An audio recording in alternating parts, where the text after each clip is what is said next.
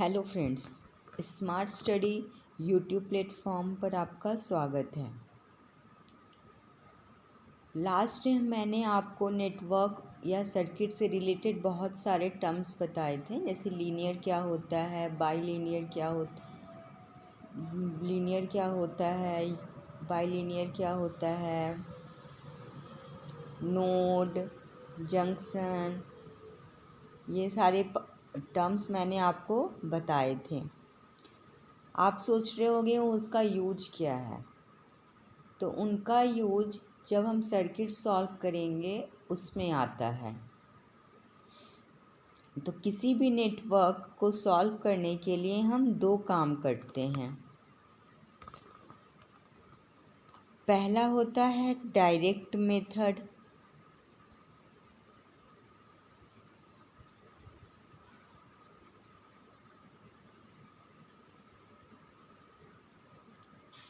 जिसमें सर्किट जिस फॉर्म में है उसको उसी ओरिजिनल फॉर्म में रहने देते हैं और उसको सॉल्व करके डिज़ायर्ड एलिमेंट से हम वोल्टेज और करंट निकालते हैं।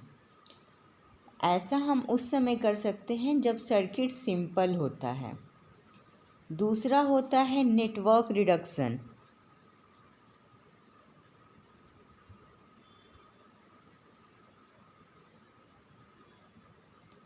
नेटवर्क रिडक्शन मेथड, इसमें ओरिजिनल नेटवर्क को छोटा या फिर सिंपल फॉर्म में हम ब्रेक कर देते हैं और फिर उसमें हम थ्योरम्स लगाकर उसे सॉल्व करते हैं।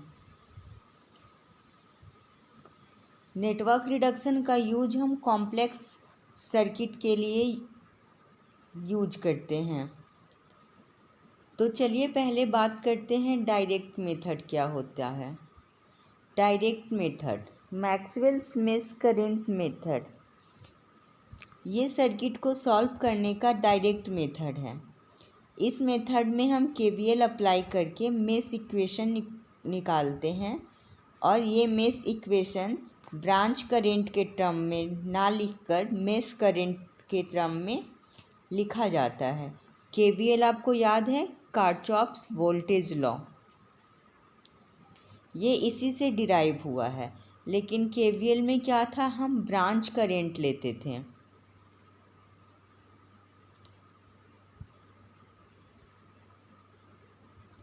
और मैक्सवेल्स में हम क्या लेते हैं, हम इसमें मेश करंट लेते हैं। और मेश का मतलब क्या होता है, किसी भी सर्किट का सबसे एलिमेंट्री लूप जो होता है उसे हम मेश बोलते हैं। तो उस मेश में एज्यूम कर लेते हैं कि कुछ करंट फ्लो हो रहा है और उसके बाद उससे हम सॉल्व करते हैं। अब इसे सॉल्व करने का तरीका होता है, सबसे पहले हम जितने भी मेश हैं सब में एक सेपरेट मेश करंट को असाइन करते हैं और ये मेश करंट क्या होता है, ये क्लॉकवाइज डायरेक्शन में होता है। मान लो कि अगर किसी एलिमेंट से दो मेश करंट फ्लो कर रहे हैं तो रिजल्टेंट जो करंट होगा उस एलिमेंट से वो उसका अलजेब्रिक सम होगा। और मेश करंट निकालने के लिए जो इक्वेशन हम लोग लिखते हैं वो हम लोग केवीएल के थ्रू लिखते हैं। केवीएल का कन्वेंशन आपको याद है, साइन कन्वेंशन। वही साइन कन्वेंशन हम यहाँ भी यूज करते हैं। क्लियर, केवीएल का साइन कन्वेंशन क्या था, rise in potential is assumed positive and fall in potential is assumed as negative. मान लो कि अगर मैंने इक्वेशन सॉल्व किया और मेश करंट की वैल्यू निगेटिव आ गई तो इसका मतलब क्या हुआ, इसका मतलब ये हुआ कि जो मेश करंट का डायरेक्शन हमने क्लॉकवाइज एज्यूम किया था वो गलत था। उसका रियल डायरेक्शन क्या होगा, उसके अपोजिट होगा, मतलब एंटी क्लॉकवाइज डायरेक्शन में होगा। अब ये एक सिंपल सा सर्किट है।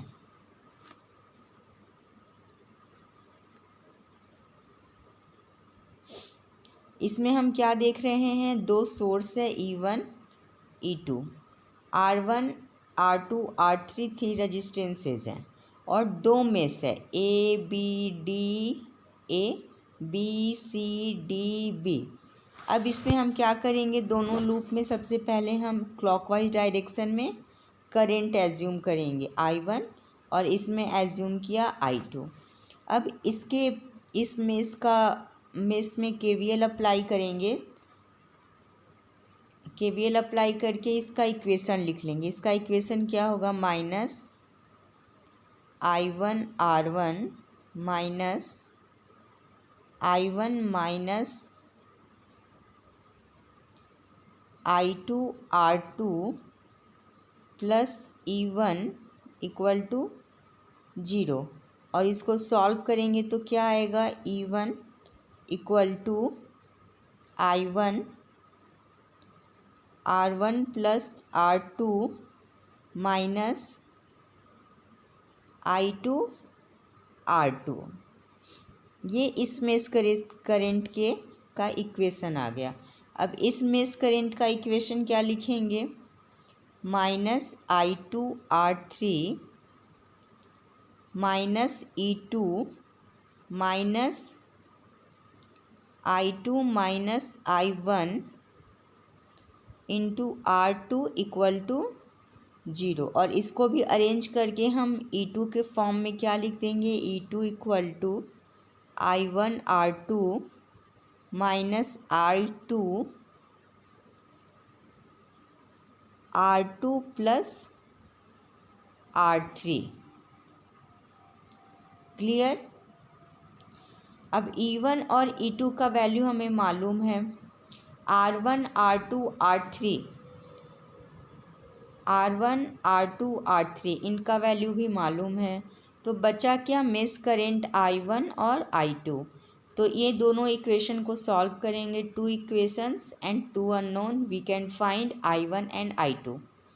और जब दोनों मिल जाएगा तो हम इस ब्रांच से कितना करंट फ्लो हो रहा है, इस ब्रांच से कितना, और इसमें देख रहे हैं कि दोनों करंट फ्लो हो रहा है, तो उसका अलजेब्रिक सम निकाल कर सारे ब्रांच से फ्लो होने वाले करंट को निकाल सकते हैं। क्लियर। ये एक क्वेश्चन है, इसमें हमें I1 I2 और I3 सब ब्रांच से पास होने वाले करंट को निकालना है। तो कैसे निकालेंगे, इसमें भी हम मैक्सवेल मेश करंट मेथड का यूज करेंगे। ये इस मेश में हमने क्या एज्यूम किया कि करंट I1 फ्लो हो रहा है, इसमें I2 फ्लो हो रहा और इसमें I3 फ्लो हो रहा है।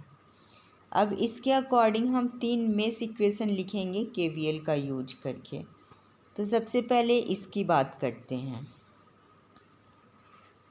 अगर हम KVL लगाते हैं तो क्या हो जाएगा, minus 60 I1 minus 30 I1 minus I3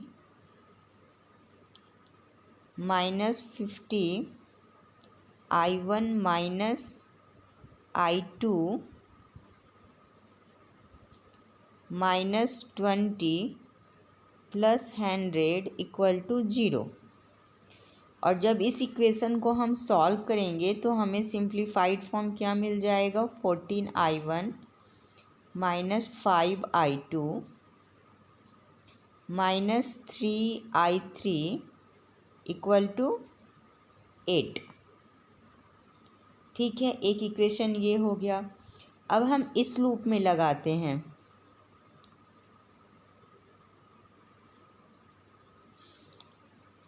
KVL तो क्या होगा, 20 minus 50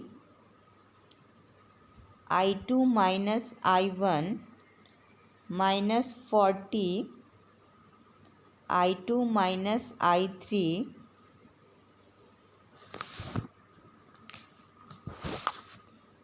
minus 10I2 minus 10I2 plus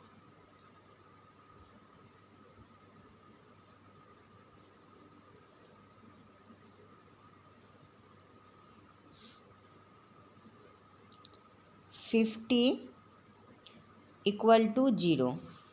और अगर इसे भी हम सॉल्व करेंगे तो इसका सिंप्लीफाइड फॉर्म क्या हो जाएगा, -5I1 plus 10I2 minus 4I3 equal to 7। तो दो इक्वेशन तो हमें मिल गया। अब हम आते हैं थर्ड में।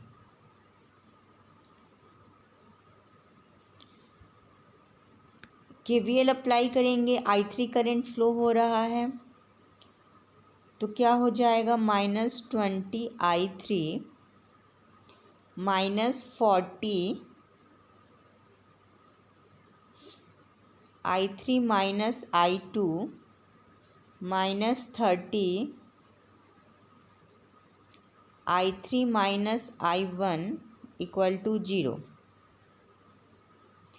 और सिंप्लीफाइड फॉर्म क्या हो जाएगा, 3I1 plus 4I2 minus 9I3 equal to 0।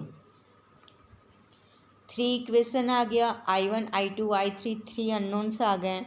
अब तीनों इक्वेशन को हम सॉल्व करेंगे तो हमें I1 I2 और I3 का वैल्यू मिल जाएगा। और I1 की वैल्यू क्या मिलेगी, I1 इक्वल टू आ जाएगा 1.65 एम्पियर, I2 इक्वल टू आ जाएगा 2.12 ampere and I3 equal to आ जाएगा 1.5 एम्पियर। अब I1 I2 I3 आ गया। अगर मैं पूछूं कि ये 60 ओम से कितना करंट फ्लो करेगा, तो इससे केवल I1 फ्लो हो रहा है, तो हम बोल सकते हैं कि 60 ओम से 1.65 एम्पियर फ्लो करेगा। वहीं अगर इस 30 ओम से पूछा जाए तो इससे I1 भी फ्लो हो रहा है और I3 भी फ्लो हो रहा है, और दोनों का डायरेक्शन क्या है, अपोजिट है। तो अलजेब्रिक सम करेंगे तो क्या हो जाएगा, I1 माइनस I3, तो 30 ओम से हो जाएगा वो करेंट। 40 ओम से क्या होगा, तो इधर से हम देख रहे हैं कि I2 फ्लो हो रहा है और इधर से I3 फ्लो हो रहा है, मतलब यहाँ भी I2 माइनस I3 करेंगे तो 40 ओम का आएगा। 50 ओम की बात की जाए तो इधर से I2 जा रहा है और इधर से I1 आ रहा है। अलजेब्रिक सम करेंगे तो I1 माइनस I2 ये हो जाएगा।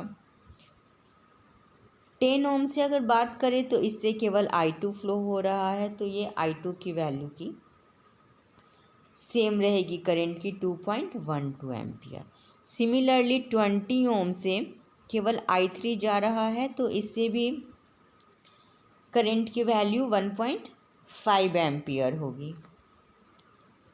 क्लियर। तो देखा हमने कि सबसे पहले हमने KVL यूज करके इक्वेशन लिखा, फिर इक्वेशन को सॉल्व करके हमने mesh current I1 I2 I3 निकाल लिया।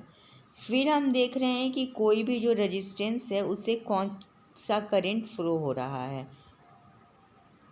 अगर कोई एक करंट फ्लो हो रहा है तब तो कोई बात ही नहीं है, उसे जो वैल्यू हम लेकर आए हैं उतनी ही करंट फ्लो करेगी। लेकिन अगर रेजिस्टेंस से 2 करंट फ्लो हो रहा है तो दोनों करंट का अलजेब्रिक सम करके हम ये निकाल सकते हैं कि उस रेजिस्टेंस से कितना करंट फ्लो करेगा। क्लियर।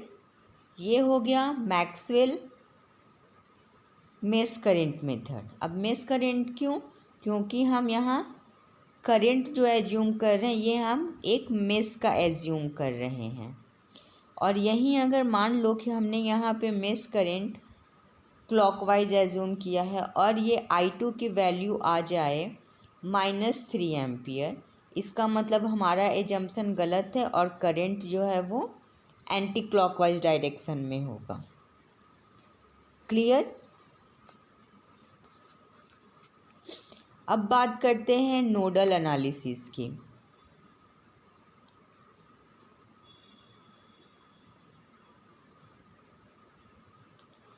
किसी भी सर्किट में ब्रांच करंट हम किरचॉफ्स लॉ और मैक्सवेल मेश करंट मेथड का यूज करके निकाल सकते हैं। एक तीसरा मेथड है जिसे हम नोडल एनालिसिस कहते हैं। इसका यूज करके भी हम ब्रांच करंट निकाल सकते हैं। इस मेथड में एक नोड को रेफरेंस पॉइंट मानते हैं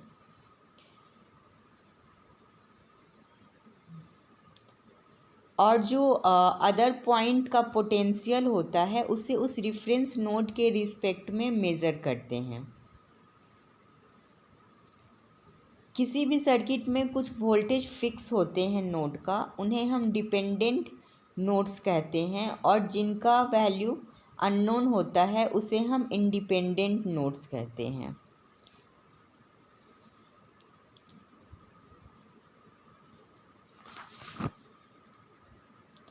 तो आइए जानें कि नोडल एनालिसिस को सॉल्व करने के लिए क्या क्या तरीके होते हैं।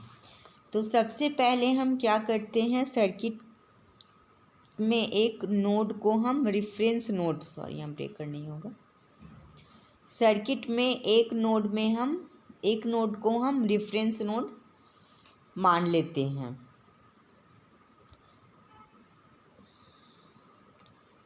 उसके बाद जो पोटेंशियल है सारे पॉइंट का सर्किट को, उसको हम उस रेफरेंस नोड के अकॉर्डिंग मेज़र करते हैं।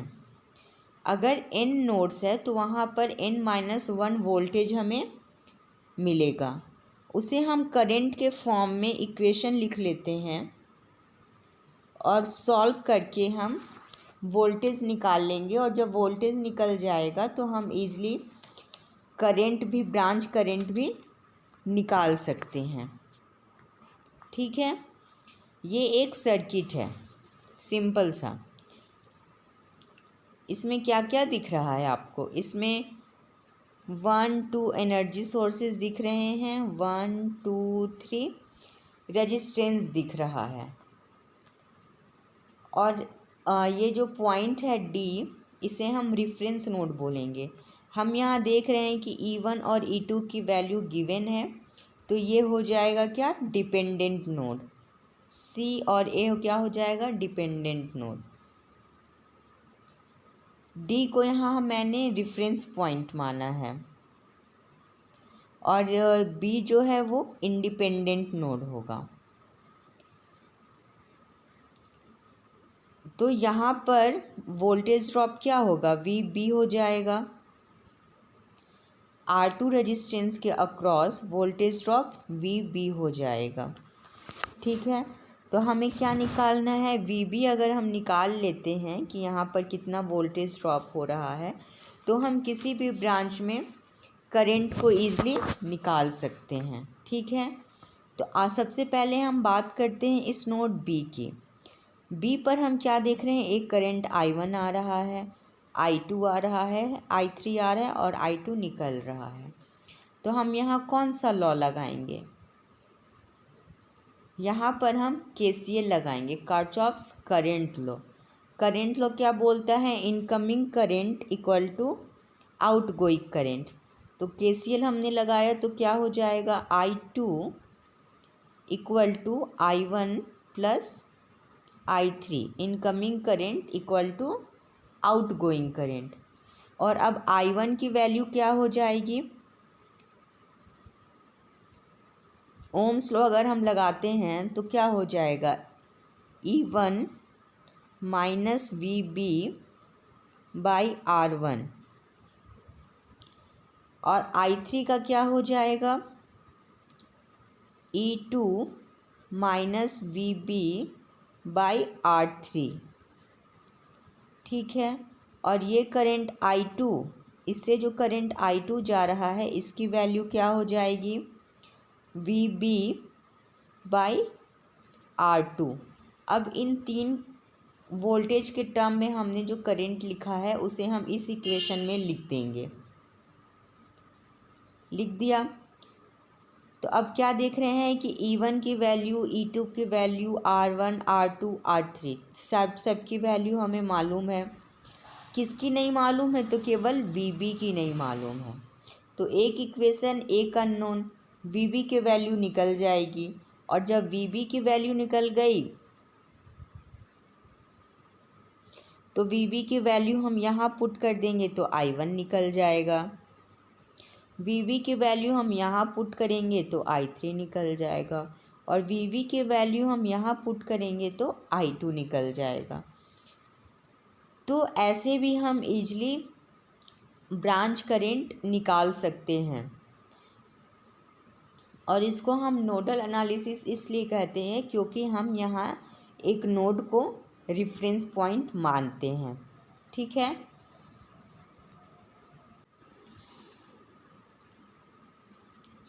यहाँ पे एक सर्किट है जिसमें करंट I1, I2, I3,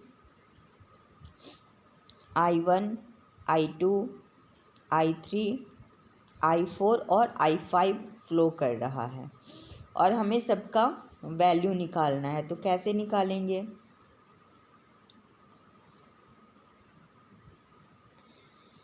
तो यहाँ भी हम रेफरेंस नोड एज्यूम करेंगे, और रेफरेंस नोड के अक्रॉस रेफरेंस नोड के अकॉर्डिंग यहाँ का वोल्टेज ड्रॉप VB हो जाएगा, और इस रेजिस्टेंस के अक्रॉस वोल्टेज ड्रॉप VC हो जाएगा।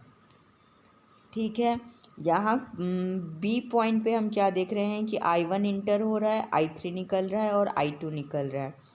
तो अगर KCL हम लगाते हैं तो क्या हो जाएगा? I1 equal to I2 plus I3 होगा, और I1 की वैल्यू क्या हो जाएगी?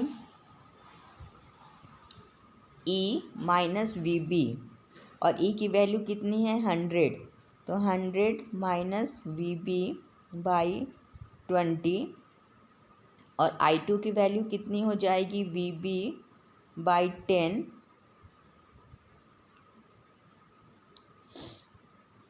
और I3 की वैल्यू कितनी हो जाएगी? VB minus VC by 15। ठीक है, सॉरी। सिमिलरली हम इसी जंक्शन पर देख रहे हैं क्या कि करंट I3 इंटर हो रहा है, I4 और I4 एग्ज़िट हो रहा है। फिर यहाँ हम KCL अप्लाई करेंगे तो क्या हो जाएगा? I3 equal to I4 plus I5।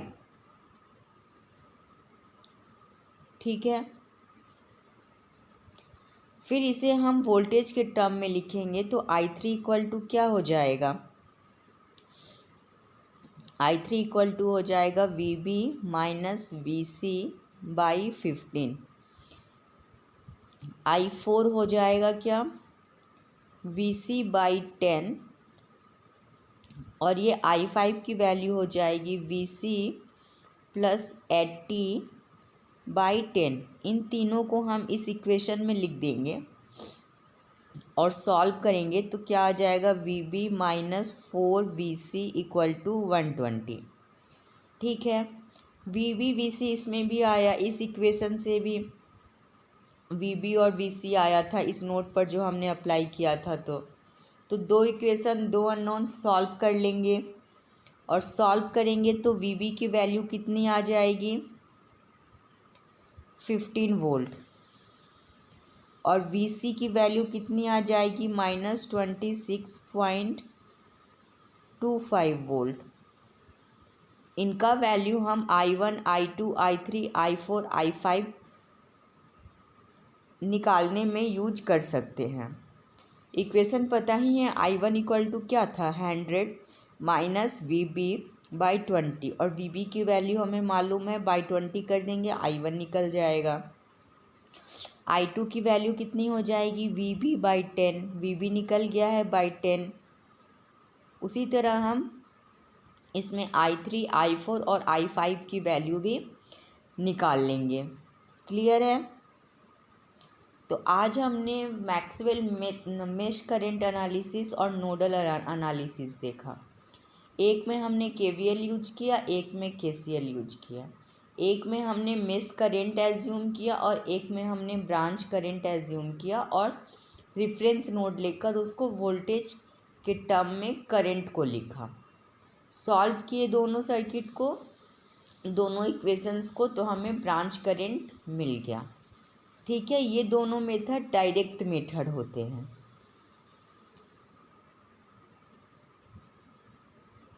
तो आप लोग क्या कीजिए, मैक्सवेल मेश करंट मेथड और नोडल एनालिसिस मेथड दोनों में सर्किट लेकर सॉल्व कीजिए और उसको देखिए कहाँ क्या प्रॉब्लम आ रही है।